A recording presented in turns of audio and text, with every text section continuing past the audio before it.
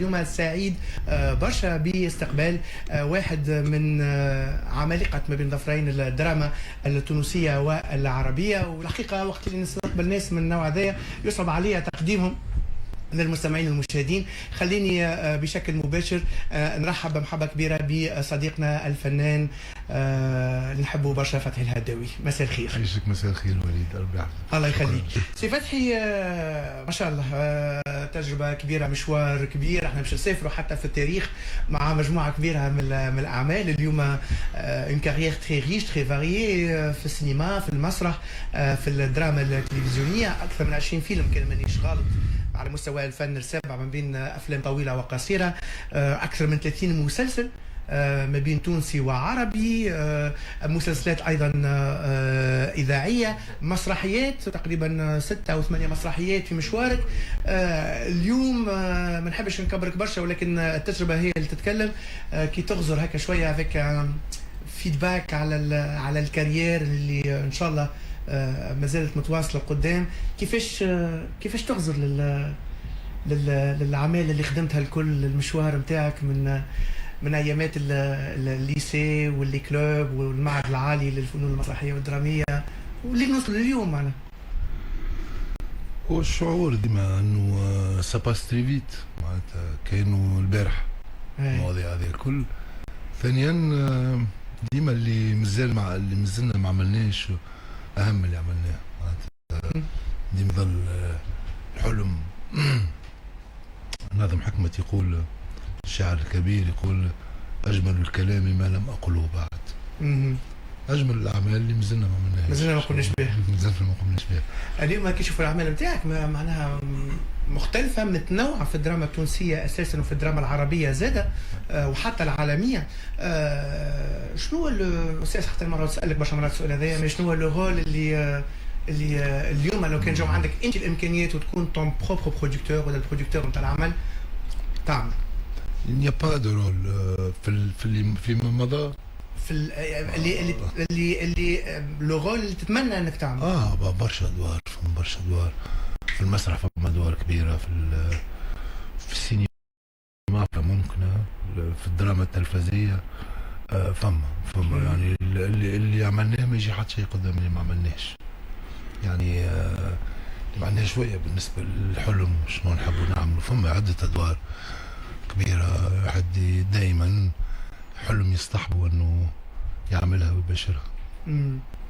اليوم كارير تقريبا اللي بدات من الصغرى سيغتينمون، ولكن بعد التخرج من الليزاد كنت تتوقع، نعرف انه فما الغرام والمحبه للركح والتجسيد الادوار، ولكن كان عندك في مخيلتك الكارير اللي اليوم عملتها؟ نو با دي تو، ما عملتش بلان دو كارير. تبعت الحدث نتاعي، لانه الانسان يعتقد اللي هو يسيطر على مستقبله ويخطط وكذا.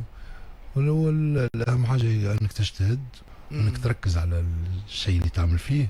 باقي كله بعض الأحيان تحس اللي فما اقدار تدزك في طريق معين.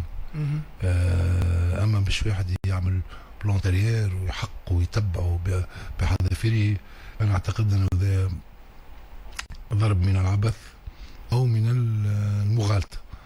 ولكن الانسان ينجم يركز وطبعا يجتهد ويبرمج وكذا بقناعه في الروح، في القلب، انه ماكش انت تتحكم 100% في مصيرك المهني وحتى في مصيرك بصوره عامه.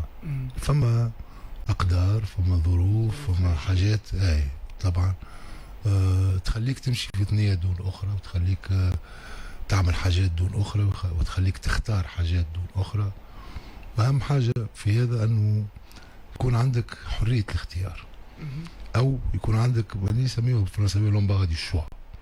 هذا من اسعد الحاجات. يعني حاب تعمل فيلم هذا ولا الفيلم هذا، مش ديما عندك مش ديما صعيب في كل شيء في الحياه الكل، ومش في المهنه هذه كاو، في المهن الكل. وهذه نعمه من عند ربي كيبدا واحد عنده لومبارد دي شوا، انما مسؤوليه زاده اكبر، لانه الاختيارات تولي اصعب. عندك عده امكانيات، الاختيارات تولي اصعب. وهذاك هو نحن ليسونسيال، انه الانسان يحاول يكون في علاقه جوهريه مع المهنه نتاعو. المهنه هي في حد ذاتها وسيله وغايه، مش وسيله باش تولي. فما سوء تفاهم كبير انه العديد من الناس يحب يستعمل الخدمه هذه، مثلا دراما ولا تمثيل ولا وليت معروف ولا مشهور ولا يحب باش يولي معروف ولا باش هو لا، وقت اللي تركز على الخدمه هذه وتكون هي الهدف المنشود نتاعك، باقي كل هذوك نتائج تكاد تكون اوتوماتيكيه. فتحي الهداوي، نحكي توا انا كتونسي كمواطن نعرفك من خلال اعمالك في المسرح والسينما والتلفزيون بالاساس، ونشوفك كما يشوفوك التوانسه الكل. تقابلت معك مرات قبل في لقاءات، وكان عندي تجربه مزيانه برشا معك في سفره باش نرجعوا نحكيو عليها بعد شويه. زدت قربت اكثر من شخص وشخصيه فتحي الهداوي ببرشا تفاصيل. هذا حاجات تحكي، حاجات ممكن ما تحكيش، ولكن في اطار العلاقه الانسانيه خلينا نقول. اليوم كي نشوفوا جل الاعمال اللي قدمتها انت، نعرف عندك اللي عرفته عليك انه عندك نوعا ما نوع من يعني كل حاجه تعملها فما نظره تقييميه من بعد لمشاركتك لمساهمتك للعمل اللي قدمته، مش فقط في الاعمال في الدراما، حتى في حياتك، حتى في تجاربك الشخصيه. ولكن اللي حبيت نعرفه في جل الادوار اللي قدمتها اليوم، قداش فما ان تيرم دو بورسونتاج خلينا نقول من فتحي الهداوي فيه؟ قداش 100% الكل فيهم سانز اكسبسيون. وي ربما كنت صيغه السؤال بطبيعه الحال اي عمل خدمت فيه فانه فيه انا فيه من روحي انا. لما تحكي على الرضا انت يظل لا، مش نحكي على الرضا، نحكي على لابور دو لا بيرسون دون لو رول، معناها تواجد الشخص في الشخصيه. بطبيعه الحال خدمتنا الممثل لازم يعطي امكانياته كل للشخصيه، يعني يسلم روحه للشخصيه ولا يجبدها يسكنها، يعيشها، يقرب عليه يسكنها ولا تسكنه ولا كل حد كيفاش، كل حد كل ممثل عنده طريقته في تناول الموضوع الشخصي. ولكن اعتقد انه في كل الادوار لازمك تصبغ من روحك، تصبغ من خيالك، وما تنجمش تعمل العمل هذا بعديه تباعد، تنجم تعمله كامل انصهار كامل بينك وبين الشخصيه. واهم من هذا كله انك تتسلى وانت تعمل في الشيء هذا، تحسش اللي هو كرفي. خاطر اذا تحول العمل هذا الكرفي يولي مدعاة للقلق تولي مزعوج بالحياه، يعني تولي جينيا. اما اهم حاجه في العمل هذا انك تكون تعمل في حاجه وانت تتسلى، عامل كيف عليها، كيما اللي يغني اذا كان يدش عامل مزاج بالكذا وهو يغني ويقول في مسلطن تعديش صحيح بلا روح. صحيح. دونك احنا اهم حاجه هي الروح، خاطر التكنيك التقنيه مقدور عليها كل شيء. تتعلم التقنيه بسرعه كبيره، وعندك ناس يقول لك اعمل هكا، وكل تكنيك مش قاعد الروح ما تجي الا بانك تنغمس وتغرق، وفي نفس الوقت يكون عندك امكانيه انك تشوف روحك زاد، خاطر ماكش متخمر، ما لازمش تكون متخمر. هي سي كوم لو فلو. اي اما باش نفسر انه ادوار مست اكثر من ادوار، قربت من العباد اكثر من ادوار اخرى. فما اعمال ناخذ الكام تاع فتحي الهداوي نجموا الببليك يحبك ياسر ولا يكرهك ياسر، قيان كل من دور انت قمت به في عمل سينمائي والا دراما تلفزيونيه. هذه المعادله هي، وهذه المهنه هي هكايا. بس كل تعرف اللي نعملوا فيه كله هو لعب بمعنى انجو داير يقول لك حتى الفرنسيس ولا الانجليز يقول لك il a bien joué il a bien interprété. معناتها اذا كان ما تحطش الجمله في الاطار اللغه نتاعها في السيد ما تفهمش على شنو نحكي. bien joué on peut jouer un instrument musique, on peut jouer un jeu. نلعب مليح الشطرنج bien rôle. Donc c'est un jeu الناس الكل تعرف كو سي ان جو. لكن ورغم ذلك اللي يتفرج يصدق ويحس ويشعر ويبكي ويضحك ويفد ويكره ويحب الى اخره. هذه طبيعه الدراما. كنت نحكي في الموضوع مع سي لطفي. اي خلاص سي لطفي نحكي شويه فن هكا باش نشوف شويه. لا بالعكس تري انتريسون. حتى وقت نحكيو في السفره نتاعنا يبدا مركز مع التفاصيل نتاع. لا حكينا احنا في الثنيه لكن كمان سي تري انتريسون مش ديما تسمع سي فتحي كيما سيكسبريم كيما الكاتش. عطيت مثال كيما الكاتش. الناس الكل تعرف اللي كله لعب ولكن يتماهوا معه ويصيحوا ويعيطوا وهذا كل هذا وكل. نفس الشيء السينما الناس الكل تعرف اللي هو تمثيل اللي فما كاميرا والمسرح يعرفوا اللي هذاك ممثل اللي مش هو الشخصيه وانما السر في الموضوع ده يعني الناس كلها تتماهى وحتى انها في بعض الاحيان يصير عندها نوع من التطهير. صحيح يعني ان بيوريفيكاسيون. فما ادوار اثرت برشا في الناس. اما اثرت فيك كما اثرت في الناس مثلا ناخذ لك بعض الادوار على سبيل الذكر للحصر كما دور رئيف مثلا. رئيف ظاهره ولا دور ظاهره اجتماعيه. الادوار الكل نعملهم وننساهم والناس. وي نعم. اثر فيك الدور؟ نو فما حتى دور اثر فيه. سينو اون سون سور با دي تو. كل دور باش ياثر فيك. دابا واش معناتها ياثر فيا؟ معناتها نولي نمشي نحس في روحي والناس ولا رأيي سوني با سيريو. سي مومون ميحي معنا ريح ولا رضا ولا عفيف ولا كذا. معناتها ما عادش عيشها. هي تعطي من موجتك في وقت معين للشخصيه هذيك. اي ما تعطي من داخلك من تعطي من تجربتك من داخلك من احساسك من كذا الى اخره. هذه طبيعه خدمه التمثيل. ما برشا يغاليوا شويه بالغوا شويه يقول لك انا قعدت عايش الدور مثلا مش خرجت منه قعدت 3 شهور يقولوا كذا ربي يعينهم. مي بون جو بو لي كروار مي جو نو كومبرون با.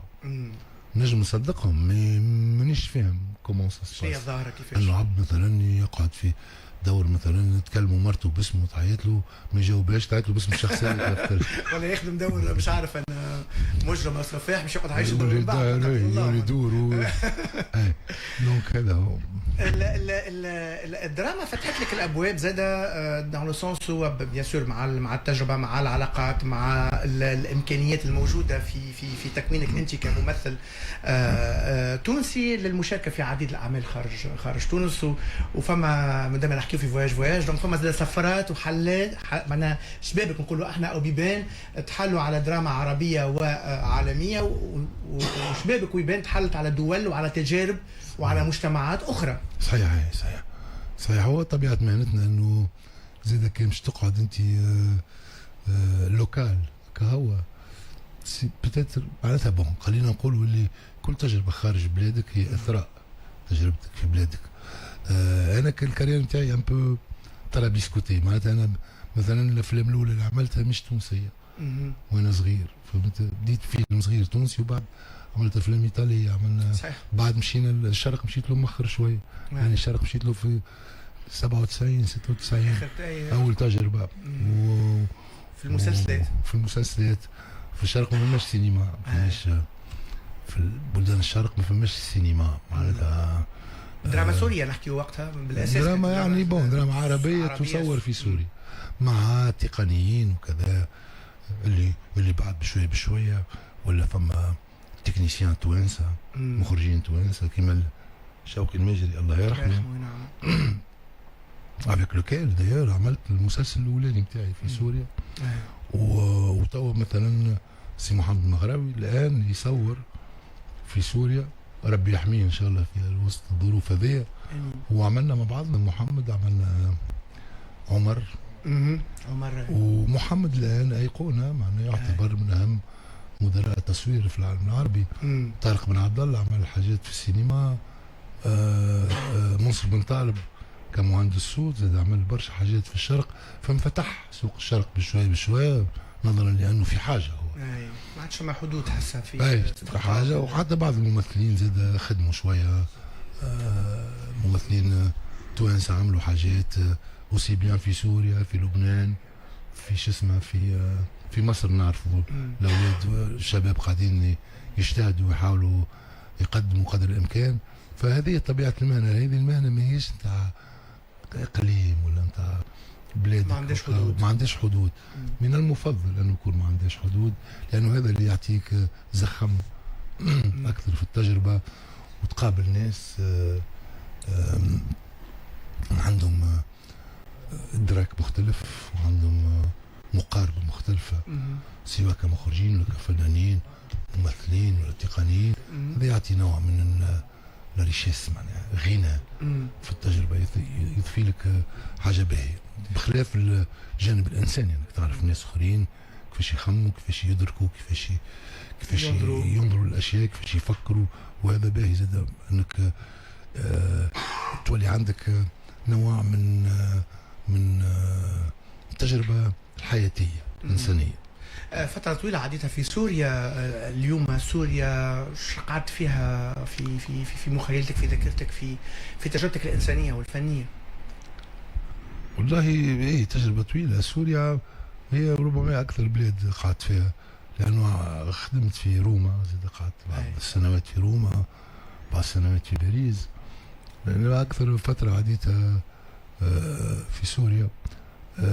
قعد الأوقات الباهية اللي قضيناها في البلاد هذيك مع الناس باهيين، مع الناس طيبين واللي دامت بضع سنوات. ثم صار اللي صار، واليوم أنا نشوفه في الوضع كيفاش، ليس فقط في سوريا إنما في المنطقة، في العالم، مش حتى في المنطقة. يعني الوضع كله مهزوز داخل بعضه.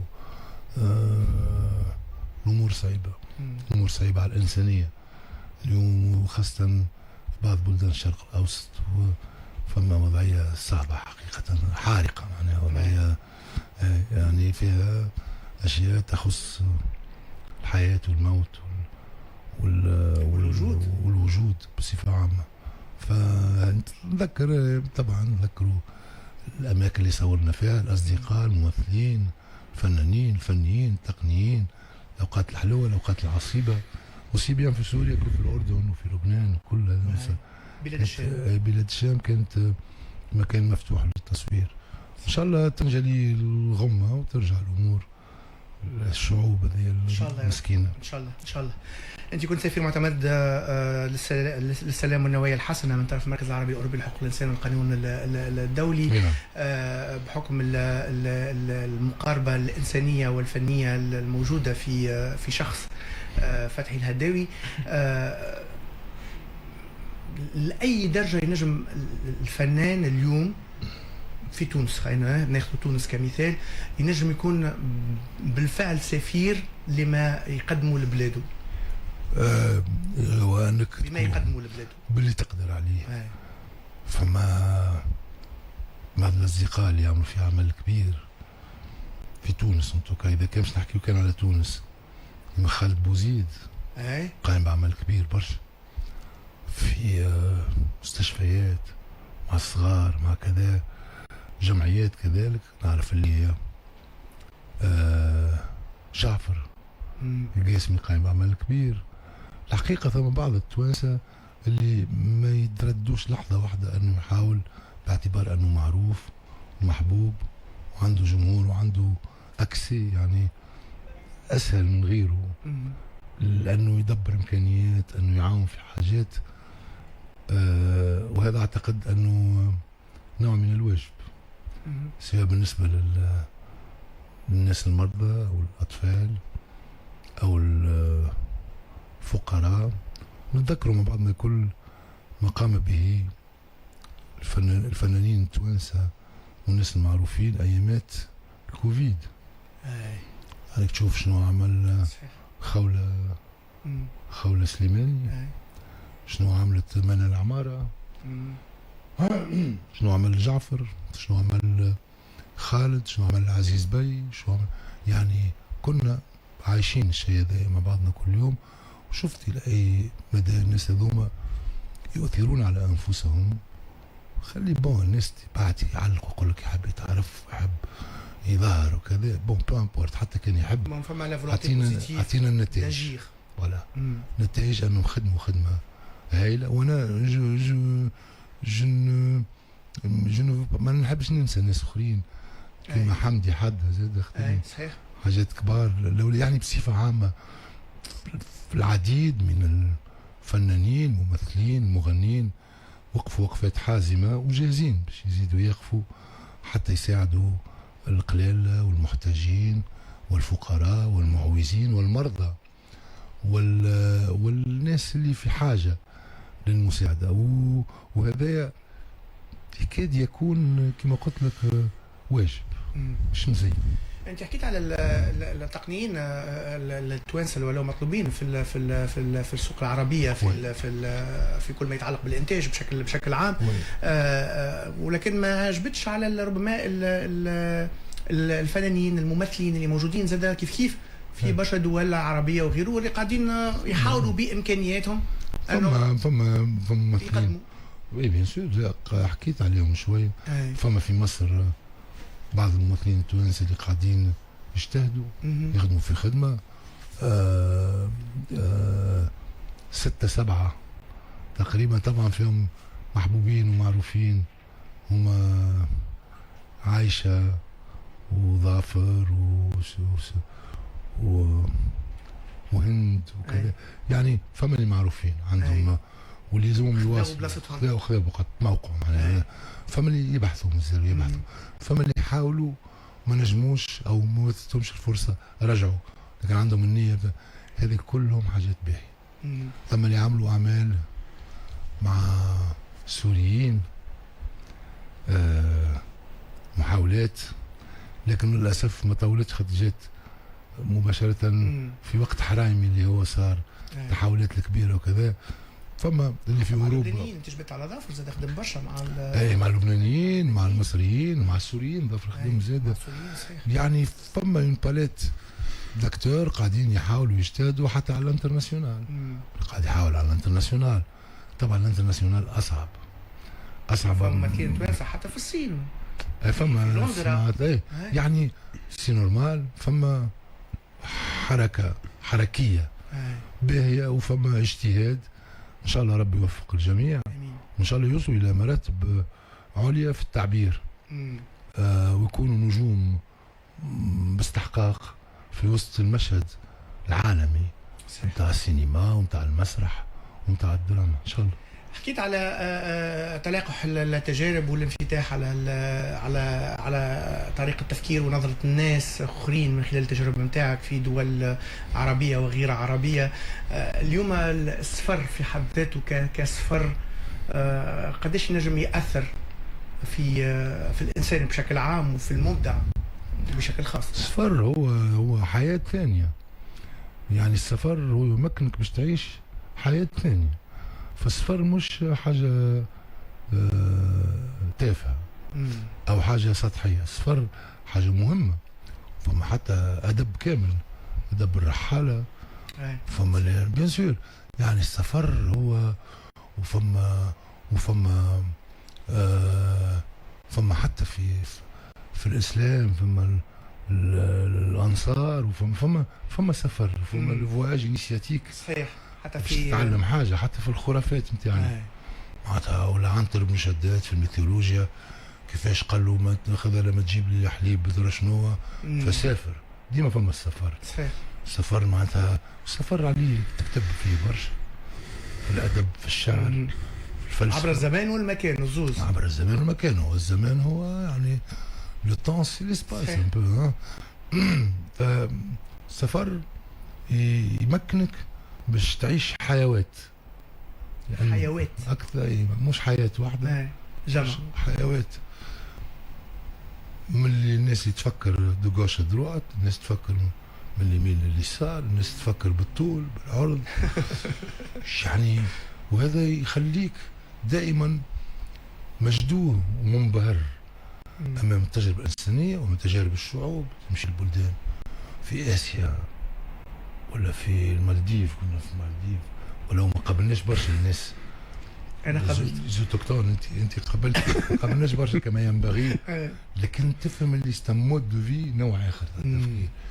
تمشي للبلدان العربيه كل بلاد ورطه، لكن تمشي لاوروبا، تمشي لاسكندنافيا، تمشي لامريكا الشماليه، تمشي اليابان واندونيسيا، يعني قد ما تسافر ما توفاش الحكايه. شعوبا وقبائل بيان سور لتعارفوا ان اكرمكم عند الله اتقاكم، بحيث السفر ضروري بالنسبه لنا، هو حافز كبير للمعرفه وللهدوء، باش تفهم اللي ماكش انت السنتر تاع العالم، ماكش انت سرة العالم.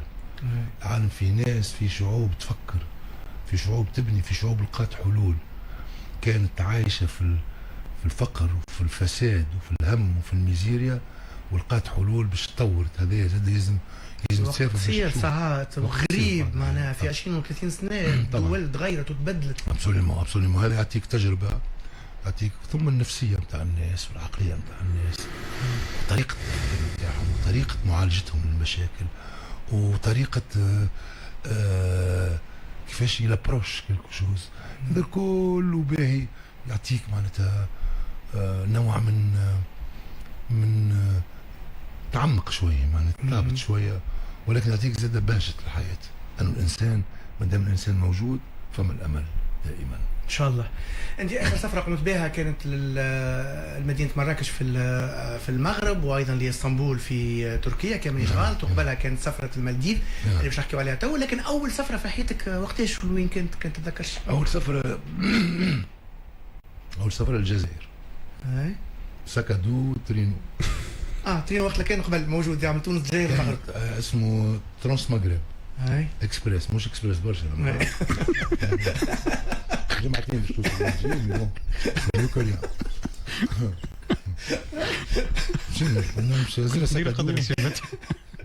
مشينا الجزائر معناها عنابه، وبعد دخلنا عاد الجي وهران، وبعد حتى المغرب. وصلنا المغرب مشينا لاسبانيا صغار ما كانش فما فيزا وكل. اي كانت مسيبه الدنيا ولاباس معناتها الناس كل حدود محلوله تحوس كذا، وبعد فرنسا، وبعد تعمل روتور ترجع. بعد العام الجاي تعاود اللي بعدها. مازلنا بالطياره مازلت ما نعرفهاش 15 سنه عمري. اوكي كاريمون. بعد خذيت جائزه، كانت سفره خاصه شويه لانه خذيت جائزه تاع تمثيل في المسرح المدرسي، وهي عباره على ان سيجور في افينيون. دونك هذا بالطياره المسرح بالهلال بالطياره ايامات 727 ايامات 727 بيان سور. مازالت تو يظل 727. لا ما عادش 737 حتى 737 في تونس نحيناها مازالت موجوده 737 موجود. دونك فوالا دونك مون برومي فواج كان الجزائر. مون برومي فواج ايريان كان لمارسي، مشينا لافينيون، باش تمشي لافينيون طلعت في مارسي، وبعد جابونا الكراب ولا الميني بيوس وخذونا لافينيون. فوالا ابعد سفره في حياتك لوين كانت؟ على مستوى المسافه. كندا، المالديف. مالديف ابعد من كندا. مالديف. سي ديكسبيريونس معناها. سي ان بو فواياج لانه يحطك راسك راس الطبيعه. راسك راس الجول معناها. وباهي لانه تبدل يعني ريجينير دي شوز فيك، باهي برشا. سفره باهيه مريحه، حب يرتاح يمشي الوقائع كيما المالديف ولا الجزيره هذوما اللي فيهم انت فماش تعقيدات، فما لو كالم ابسولو. تنجم ترجع حياتك الكل في فواياج كيما هكا. وي نجم راسك راس الطبيعه. راسك راس الطبيعه. عندك كيما ديما نقول في البرنامج معناها كل رونكونتر ما بين لوسيان انديان والفوري تروبيكال، حاجه اكسبسيونيل الحقيقه. سي تري بو دوتون بلوس كو كون تو في سا مع ناس صحابك وكل ناس باهيين كيما الجو طيب يعيشك. العفو. سا دون اوسي نكهه فيها نتاع موده ونتاع اكتشاف مع بعضنا الكل. اكتشفنا حاجات وشفنا حاجات، والفواياج زاد تفهم به الناس. يعني تحب تفهم عبد جملة البارامتر انك تسافر معاه لازم تفهم. صحيح. باش يخمم، خاطر فما نوع في السفر، فما نوع تاع وحده. باش يخرج العبد على حقيقته. يخرج نوعا ما حقيقته. باهي السفر باهي. فتحي الهداوي لو فواياج دو ريف، on peut parler d'un voyage de rêve. لا ديستيناسيون اللي تتمنى انك تمشي لها وما زلت ما توحدش الفرصه ليك انك تزورها. شوف قبل ما نقول لك ديستيناسيون دو ريف ماذا بيا ديما عندي انا نؤمن برشا بالمغرب العربي.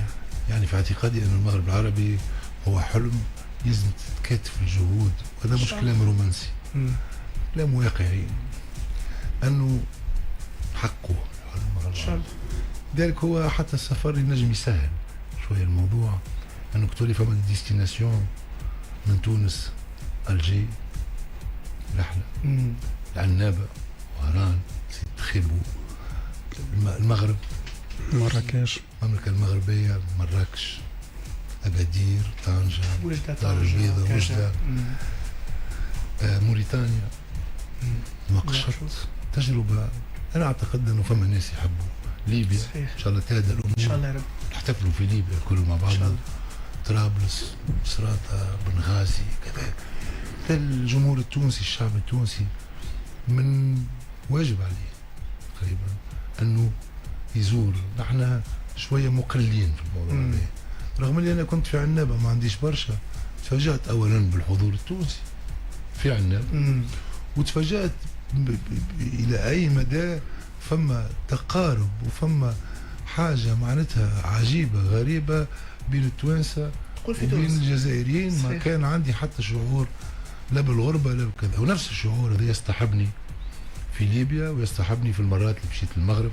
صحيح. اني انا حقيقه ما خرجتش من تونس رغم اللي خرجت. يعني ما فماش شعور بالغربه، ما فماش.